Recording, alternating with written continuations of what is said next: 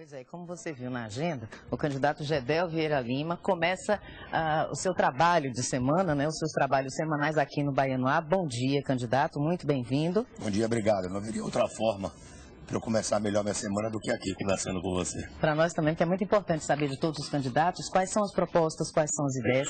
Antes de qualquer coisa, vamos dar uma biografia, um pouco da história de Gedel.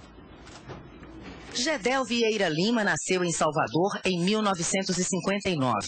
Filho de deputado federal, mudou-se para Brasília na década de 70, quando começou a se interessar pela política. Aos 22 anos, formado em administração de empresas, retornou à capital baiana, onde começou a carreira como assessor da prefeitura. Em 1990, aos 31 anos, assumiu pela primeira vez um mandato na Câmara Federal pelo PMDB.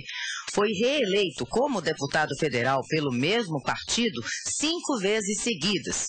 Em 2007, assumiu o Ministério da Integração Nacional, onde permaneceu até março deste ano, quando deixou o cargo para disputar o governo da Bahia.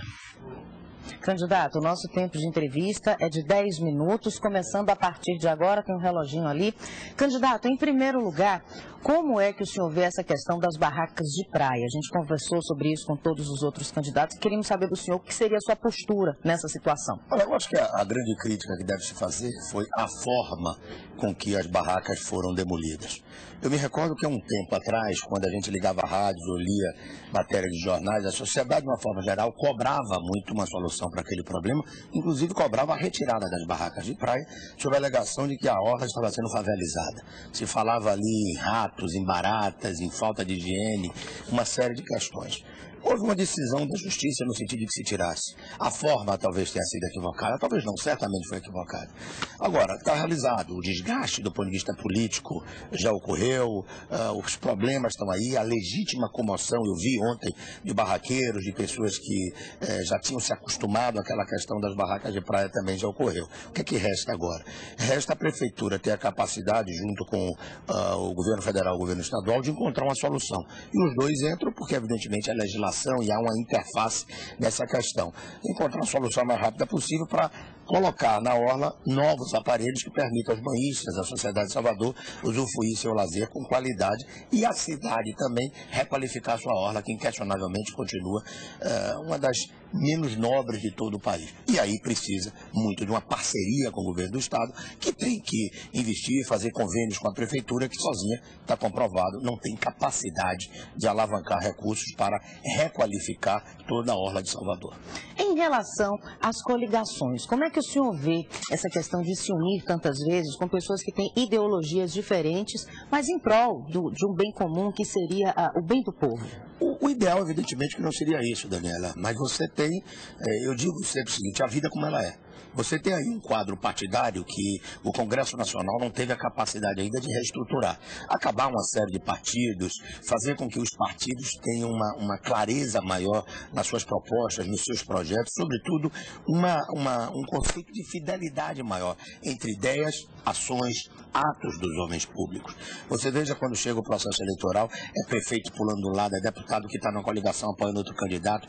Não há esse sentimento de fidelidade. Quando a gente anda pelo interior, sobretudo, é impressionante quando você vê adesivos em carros.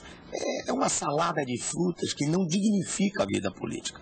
Portanto, eu creio que esse assunto que você coloca só vai ser resolvido quando o Congresso Nacional tomar a coragem, tiver a coragem histórica de redefinir esse quadro partidário de maneira que haja uma efetiva vinculação entre o que as pessoas pensam, os partidos pensam e o que eles fazem. E a partir daí as coligações, as alianças, as coalizões, a junção de pessoas e de partidos serão mais naturais, porque se sustentarão mais em ideias e menos em circunstâncias. Você veja o que ocorre na Bahia de hoje, em todas as chapas.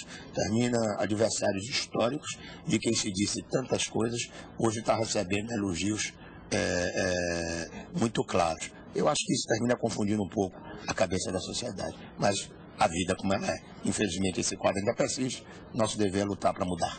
Falando em confundir a cabeça, daqui a pouco eu quero saber do senhor sobre essa história da Dilma Rousseff, a candidata a presidente nos dois parlamentos. Mas antes, quando o senhor foi ministro da Integração, o senhor trouxe muitos recursos para o nosso Estado, muitos mesmo. E o senhor foi criticado por isso. Como vê essas críticas? Olha, eu vejo com tristeza.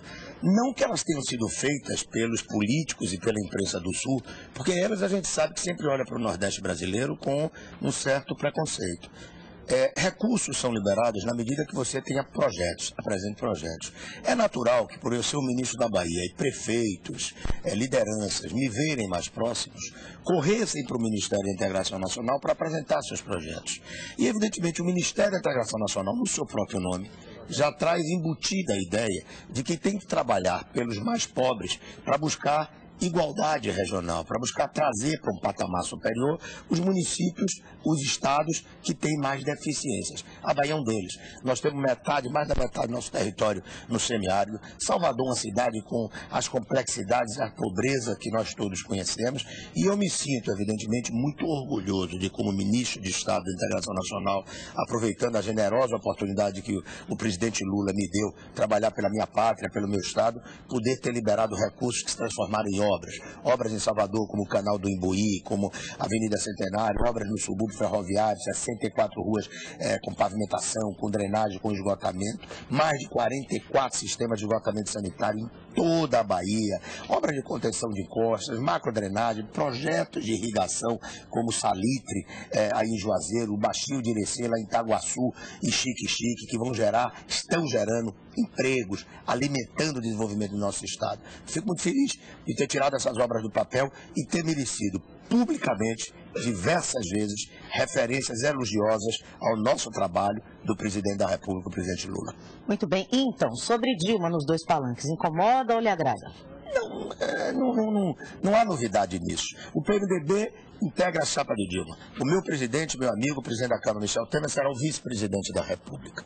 Não foi possível manter a aliança da Bahia feita em 2006 por absoluta divergência política administrativa com o governo da Bahia, que começou a se aprofundar na eleição de 2008, quando o PT, depois de obter mais cargos na gestão do PMDB, não achou que a reeleição fosse um processo natural e rompeu essa aliança, lançando o deputado Pinheiro como candidato a prefeito de Salvador e fazendo esse enfrentamento. Preferiu, inclusive, apoiar a candidatura de Antônio Embaçaí, que era do PSDB, adversário local e adversário nacional, do que apoiar a candidatura do PMDB. Isso, evidentemente, que estressou muito a relação entre os partidos, aliado a questões administrativas, divergências, redução de orçamento de infraestrutura, falta de uma política clara de atração de investimentos de empresas, e gerou essa divergência e essa nossa candidatura apresentando a você uma alternativa para a Bahia. Natural, portanto, que se tenha dois palanques, natural que o presidente da República possa manifestar preferência ao candidato do seu partido, como é absolutamente natural. Eu me senti orgulhoso de poder mostrar a vocês permanentemente elogios rasgados do presidente da República, não uma amizade que eu não construo com ele há 32 anos, amizade mais recente, mas sobretudo elogios a meu trabalho, a competência com que cumpri as missões que ele me delegou de ser ministro do Brasil, com um olhar sempre muito carinhoso para a Bahia. Em relação à ruptura de vocês com o governo do Estado, que em determinado momento vocês entraram numa consonância e depois romperam, foi por questões de fato políticas, ideológicas ou pessoais? Não, pessoais não. Políticas e administrativas. Nós chegamos, é bom lembrar isso a vocês, porque a notícia é uma coisa muito frágil, né? Ninguém se lembra de notícia de ontem, é impressionante isso. Mas nós chegamos a procurar o governador do estado para apresentar a ele um documento onde apontávamos, é bom você saber disso, lembrar disso, o que achávamos que estava indo bem, que precisava ser mantido, e mudanças que nós cobrávamos porque as coisas não estavam avançando, né? A resposta que nós recebemos daquele documento, que deveria servir de base para um diálogo, para um entendimento, para a retomada de um projeto, foi: não tive tempo de ler. Então, ora, na medida que você não pode mais contribuir, na medida que você não pode ver suas ideias aceitas, na medida em que seu trabalho é desprezado, já havendo aquele contencioso político das eleições municipais, fica como um casamento. Você, quando casa, pensa que é para a vida inteira. Você imaginava que seu parceiro ou sua parceira só tinha qualidade. A convivência vai vendo que há diferenças muito grandes. E resta dois caminhos: viver na hipocrisia e na infelicidade, ou usar e buscar novos caminhos. No casamento, é na política, é na vida. Nós ousamos, estamos oferecendo a vocês novos caminhos, novas propostas, novas ideias, procurando fazer com nossos defeitos, com nossos acertos, com nossos erros, com nossas qualidades, mostrar a você caminhos. Fazendo um debate sério, um debate onde a crítica está sendo respeitosa, que é outra coisa, Daniel. As pessoas agora viram moda. Você não pode criticar. Criticar é bater, e bater é feio. Não, eu não posso abrir mão do direito de criticar, desde que a crítica venha acompanhada da solução, da proposta, da ideia. Porque se você não criticar, não se justifica você não apoiar. Portanto, se eu não apoio é porque eu tenho divergências. E por isso me sinto à vontade de fazer a crítica respeitosa, mas como eu faço tudo na vida, firme, vigorosa, apontando as alternativas, apontando o caminho, dizendo de que maneira faria diferente.